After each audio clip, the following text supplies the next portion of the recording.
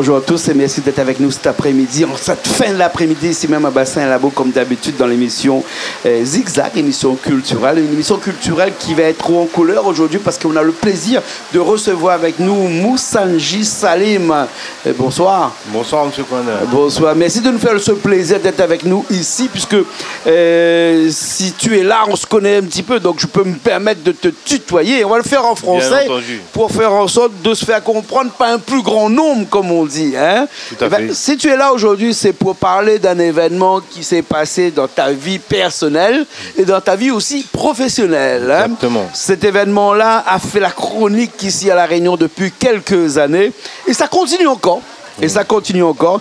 On aura l'occasion de parler de tout ça à travers des livres qui ont été faits ici, que ce soit des grands, des petits livres et tout ça. Le problème, c'est un problème, comme on dirait, économico-politique. Alors, un problème qui mélange l'économie et la politique. Alors, en deux mots, Salim, je t'appelle Salim, oui, hein? Bien sûr. Explique-nous un petit coup. Ben, comme on était devenu avec mon frère à 31 ans, donc ça fait 19 ans, Oui. deuxième importateur de pneus à La Réunion, fictivement numéro 1, à la tête de société reconnue parfaitement viable, qui marchait, etc. Depuis et on 2002 En 2006. 2006, pardon. Ouais. Et on est tombé d'un véritable guet-apens juridico-financier organisé par nos adversaires. Hein, c'est un gros concessionnaire, je ne vais pas citer de nom. Et on s'est fait spolier de toutes nos sociétés. Et nos sociétés aujourd'hui, enfin cette affaire est devenue emblématique des mécanismes de l'économie réunionnaise. Mais explique-moi un petit coup, juste parce que je veux comprendre. Hein? Oui.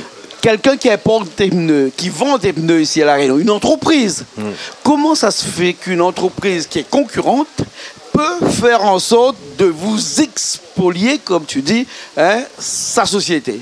Ben, c'est avec la complicité des banques. D'ailleurs, aujourd'hui, toutes les dernières attaques en diffamation qu'on a intentées contre moi, on a essayé de me faire taire. Donc là, si tu viens parler chez moi, on risque de nous attaquer pour diffamation aussi. Là. Non, là, maintenant, je pense pas. Non, mais depuis que tu m'as expliqué ça, j'ai peur, moi, maintenant. Hein.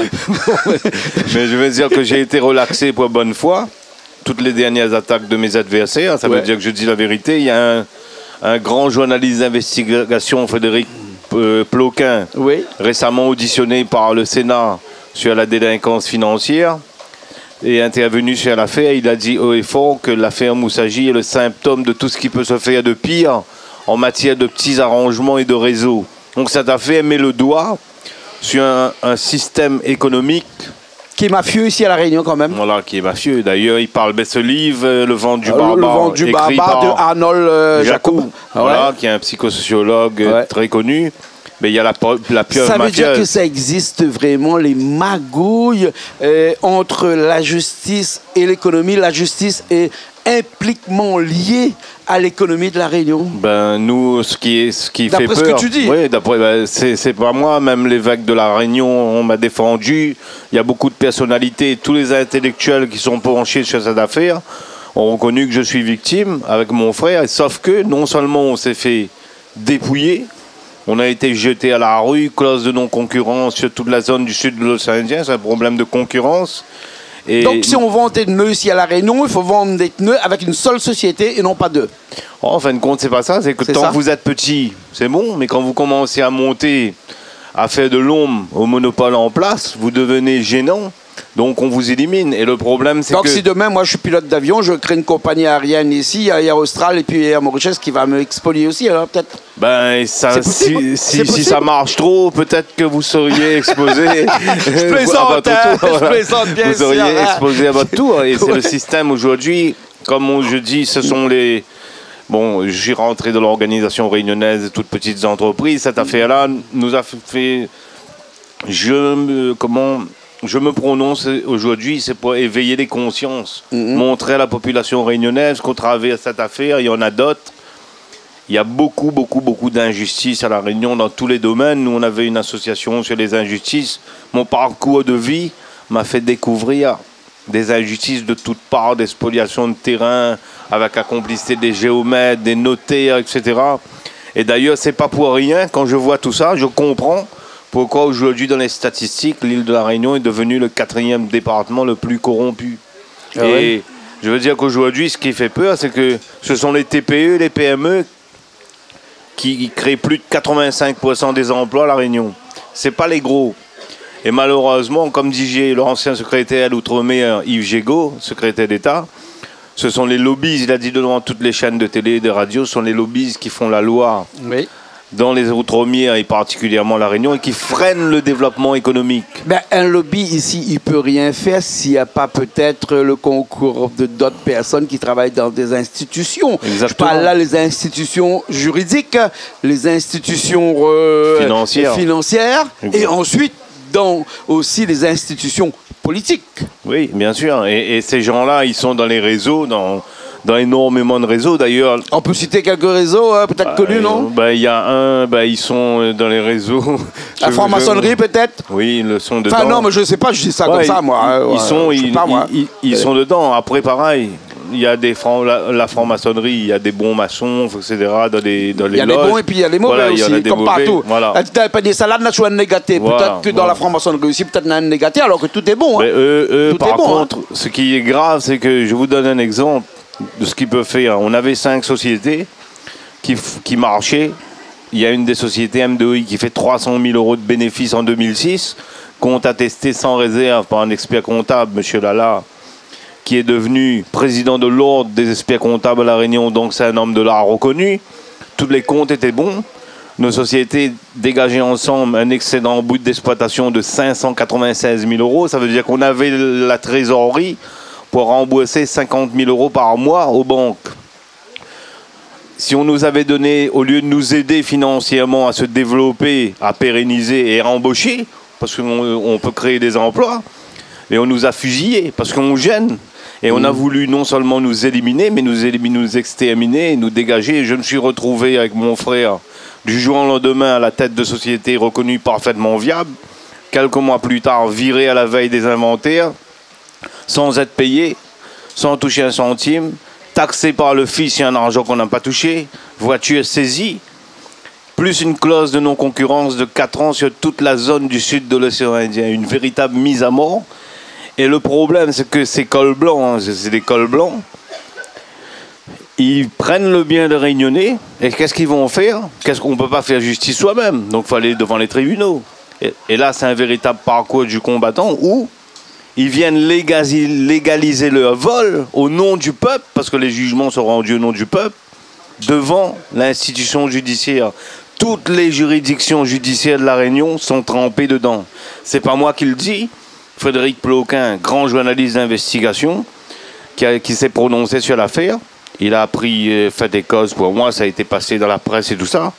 Il a même dit que l'affaire Mousaji, ça lui fait penser à un truc, c'est que le maître nageur qui surveille les baigneurs sur la plage, il va téléguider le requin vers le nageur. C'est ça un peu ce fonctionnement, parce que ceux qui sont chargés de nous défendre, de nous rendre justice, ils rendent l'injustice et ils deviennent... Et c'est ça, c'est ça qui fait peur. Parce que, et nous, moi je ne suis pas contre la justice. On dénonce ça. Parce qu'il y a aussi des bons magistrats. Mais on est pour une vraie justice. Et sauf que j'ai été reçu, moi, dans mon parcours, par les 2 plus hauts magistrats de La Réunion, dans la grande salle de la cour d'appel, le grand procureur général et le substitut. Je les ai racontés en 4 yeux. Ils ont reconnu, effectivement, on va intervenir, etc. Mais il y a un magistrat dedans qui a été honnête intellectuellement, qui m'a dit, on n'est pas libre. Si la justice ici n'est pas libre, est-ce que nous, on est libre? Ben justement. On pourra peut-être poser ça la question au prochain bac, le bac au terminal. Hein? Voilà. Hein? Est-ce que la justice est libre ici à La Réunion? Hein? Sujet du bac. Oui, hein?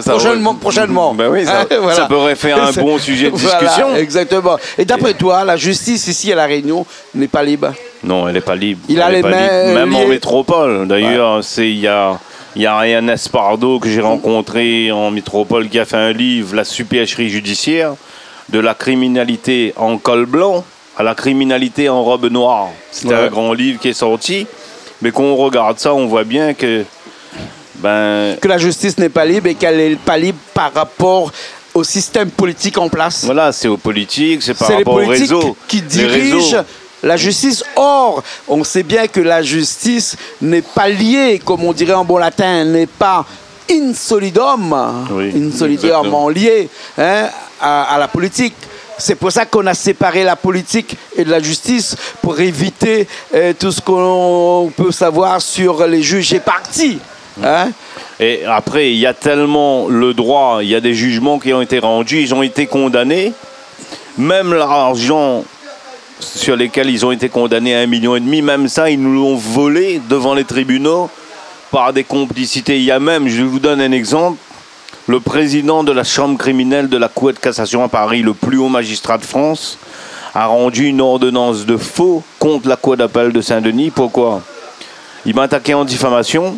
Après des années où on ne me donnait même pas la parole. Sauf que quand on m'a donné la parole, ben, j'arrive au tribunal, je suis appelé. Bon, l'avocat devait être en train de m'incendier. Donc je le laisse parler. J'étais serein, tranquille. Quand il arrive à mon tour... Tu avais un avocat aussi, quand même? Oui, j'avais mon avocat, il s'est exprimé, mais moi, en tant que prévenu... Donc, j'ai posé la question à l'avocat de mes adversaires. Il me dit, maître, vous êtes sûr qu'on est au bon endroit, là? Et le juge me dit, monsieur Moussagi, qu'est-ce que vous racontez? Vous adressez à la cour. Il dit, qu'est-ce que vous racontez? Je dis, oui, vous êtes sûr qu'on est au bon endroit? On ne s'est pas trompé d'endroit? Je dis, parce que le théâtre de Champfleury, c'est juste à côté. Et elle a l'impression que c'est une pièce de théâtre. Oui, il me traitait de petit con, de réunionnais, c'est du mépris. Je lui ai dit, par contre, je suis un petit con de réunionnais, etc., ce que vous voulez. Par contre, je peux me vanter aujourd'hui, devant tous les magistrats présents, que je vais vous démolir, avec des arguments de fait et de droit. Et j'ai sorti tout.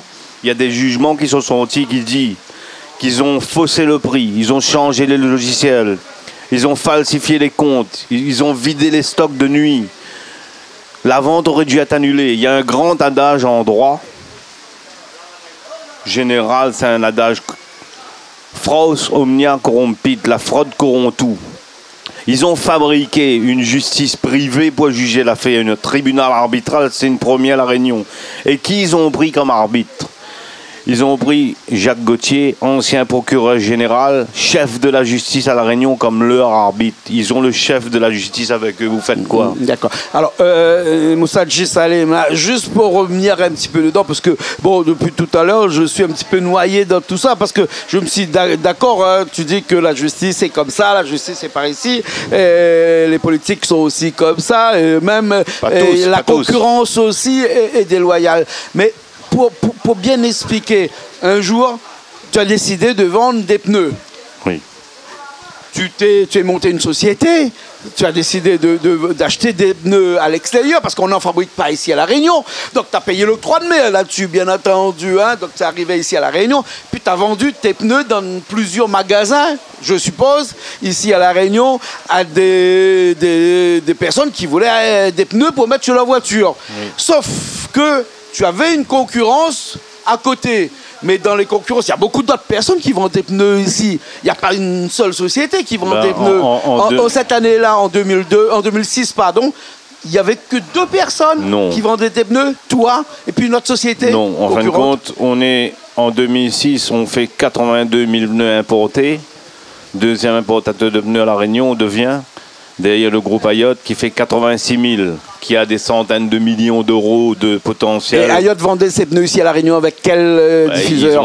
Il a son réseau. Il vend des professionnels. Avec les petits diffuseurs. Voilà, et puis il a aussi ses structures à lui, ses structures de distribution. Mais tout le monde... Qui s'appelle comment cette structure? Bamatex, et REP, etc. Les centres REP et tout. D'accord. Après, il y avait d'autres. Mais nous, on est devenus fictivement numéro 1. On est en train de passer numéro 1. Et du jour au lendemain, la banque expulse toutes nos sociétés. Ils nous mettent à la porte. Parce que vous étiez dépendant de la banque actuellement? Oui, parce que quand on a investi, on avait des accords Sofaris, Banque du développement des PME. J'ai monté une société en 99 avec mon frère avec 800 francs français. On a fait venir un pneu en échantillon. On a des clients qui nous ont donné des avances. Et on a fait venir un conteneur, puis 2, puis 3. On a commencé à monter un centre, 2.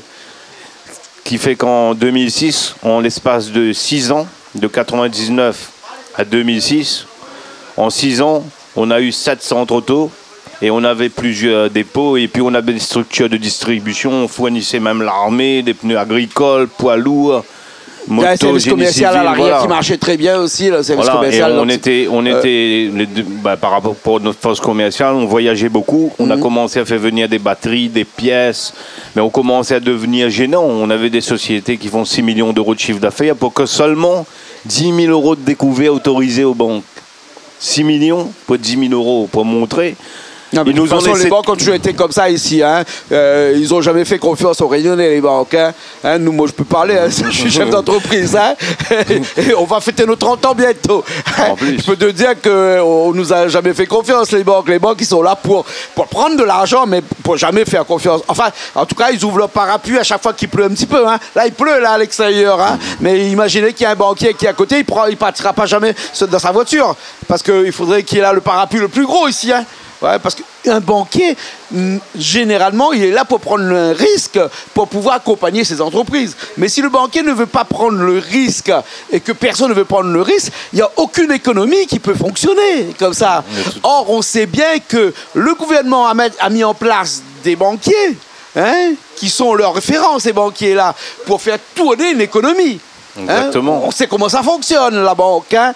Si le banquier ne prête pas, comment l'argent va tourner et comment on va faire fonctionner une entreprise, comment on va faire fonctionner une économie? Ça ne peut pas se faire. Quand tu me dis tout à l'heure que tu fais 6 millions et que tu as découvert 10 millions, 10 000 euros. 10 000 euros, pardon. 10 000 euros, c'est un non-sens quand même. Ben, ce banquier-là, hein, il faut arrêter avec ça. Il faut l'envoyer. Aujourd'hui, il y a des banques qui sont des banques en ligne, par exemple, où il y a des banquiers qui sont dans l'Union européenne et qui ne sont plus en France et qui font plus confiance à des entreprises qui sont en France qu'à nos banquiers installés en France. Alors, eux, ils ne font jamais confiance. Mais je vais vous donner, on va mettre les pieds dans le plat. Le banquier qui nous met à la porte, il nous donne 60 jours, article 60, pour renflouer les comptes et quitter la banque. On a une réunion avec lui, il nous impose d'une garantie sur notre stock de 1,3 million de caution personnelle. On a même un terrain qu'on vend. On met un demi-million d'euros sur la table. Ça aurait dû arrêter. On a fait tout ce que les banques voulaient. Ils ont maintenu l'expulsion. Et le Chevalier Blanc arrive en amont. Ils sont intéressés. On est à 4,5 à 5 millions d'euros. Ils sont OK. Ils préparent les actes et tout. Et ils nous appellent quelque part. Il y a le feu chez vous, là. Vous nous avez pas dit que la banque vous a mis dehors. Ah ouais. Et je dis comme ça, ben, comment vous connaissez ça? Ben, vous pensez bien qu'on s'est renseigné. Bon, vous allez faire... Là, il faut faire vite. On va préparer les actes rapidement. Et en attendant, la banque rejetait tous les chèques. Ils nous ont foutu, le banquier.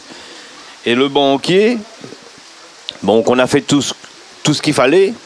Et normalement... Et à 5 jours de la fin de l'article 60, on signe un accord avec la banque, etc. Et ils vont violer leur engagement. Ils vont nous mettre dehors quand même. Et là, on a rendez-vous chez un avocat, Maître Patrick Arnaud, qu'on a fait condamner à Paris. Il n'a même pas fait appel d'ailleurs. On a rendez-vous chez l'avocat pour avoir les actes. Et là, on nous a même pas... Et à la veille de ce rendez-vous, on va voir le banquier. On dit, monsieur le banquier, on ne veut pas vendre nos sociétés. On a mis un demi-million d'euros sur la table. On a fait tout ce que vous vouliez. Allons reprendre les relations. Il dit, monsieur Moussagi, on ne veut plus de vous. Si demain, vous n'avez pas un repreneur, vos sociétés vont être vendues à la bougie. Donc, on était jeunes, on a 31 ans. Donc, on a rendez-vous chez l'avocat. L'avocat, et là, on dit, bon, on va prendre les actes, on va emmener ça chez un avocat. Et on revient vers vous. Il a dit, et là, le PDG... Ben, en face, il dit comme quoi? Vous avez vu combien de temps ça nous a pris pour préparer ces actes?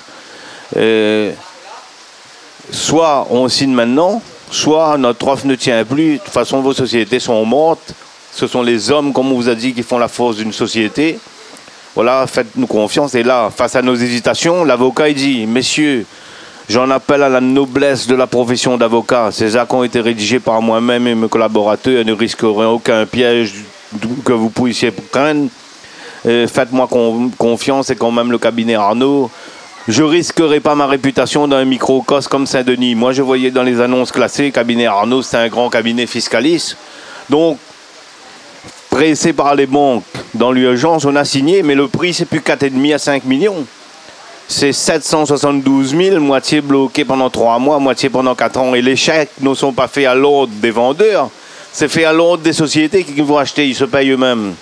Ils vont prendre le contrôle, on vend 70 poissons, et ils vont nous mettre dehors quelques mois après, ils vont trafiquer tout, et on va se retrouver virés de nos sociétés à la veille des inventés, avec interdiction de mettre les pieds dans les locaux, voiture saisie, taxée par le fisc, clause de non-concurrence, on n'avait plus rien. D'accord. Voilà Donc ce qu'ils ont fait. On voit bien que ici le monde économique, le monde de l'entrepreneuriat a des difficultés. D'ailleurs, il y a des livres qui ont été écrits sur toi ici. Hein, et on voit bien l'ogre et les deux frères. Hein. Les deux frères, on sait bien que c'est toi, mais l'ogre, on ne sait pas trop c'est qui, hein, l'ogre. Hein. D'ailleurs, il a une sale tête, hein, l'ogre, ici. Hein.